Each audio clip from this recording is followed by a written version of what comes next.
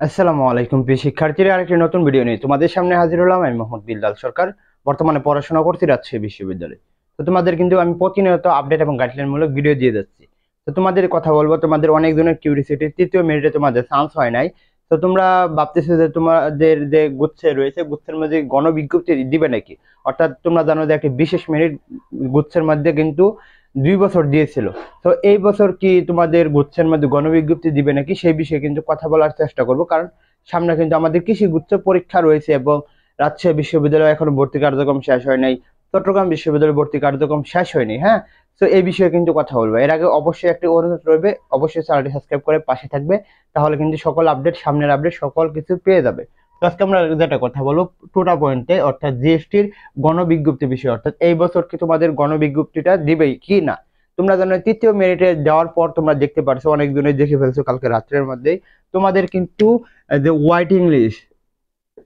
Waiting লিস্টটা সেটা কিন্তু কোনো পরিবর্তন হয় না, অর্থাৎ বেশি না। মনে করো তোমার যদি আগে 10-এ থাকতো, এখন 2 বা 3-এ আসছে, অর্থাৎ 6 থেকে 7টা সিট পরিবর্তন হয়েছে। দেখো, এখন কিন্তু গুচ্ছের মধ্যে আমরা যে বিগত বছর এবং এই বছর যদি দেখি, তাহলে কিন্তু গুচ্ছের মধ্যে এখন সিট তেমন যায় না, অর্থাৎ বেশি দূর যায় না। কয়েকটা কারণ এখন রয়েছে। কারণ হচ্ছে যে এখন গুচ্ছের যে বিশ্ববিদ্যালয়গুলো রয়েছে সেগুলোতে এখন সেশন জট নাই। বিশেষ করে যে প্রথম সারির বিশ্ববিদ্যালয়গুলো রয়েছে সেগুলো সেশন জট নাই।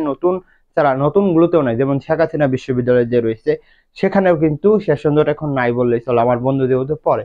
তো সেই হিসাবে কিন্তু আরেকটা কথা হচ্ছে, সেটা হচ্ছে গুচ্ছের মধ্যে ভালো ভালো সাবজেক্ট চান্স পাওয়ার কারণে কিন্তু অনেক জনে রাজশাহী বা চট্টগ্রাম, জাহাঙ্গীরনগর এগুলোতে ভর্তি হয় না, এই জন্য কিন্তু বেশি দূরে যায় না, এটা তোমরা জানো। তো মোটামুটি যদি বলতে পারি যে তৃতীয় মেরিট দিছে এবং সামনে তোমাদের চতুর্থ মেরিটও দিবে, এগুলোর পরে কিন্তু তোমাদের ভর্তি কার্যক্রম শেষ। হ্যাঁ, 1 নম্বর কথা, ভর্তি কার্যক্রম শেষ।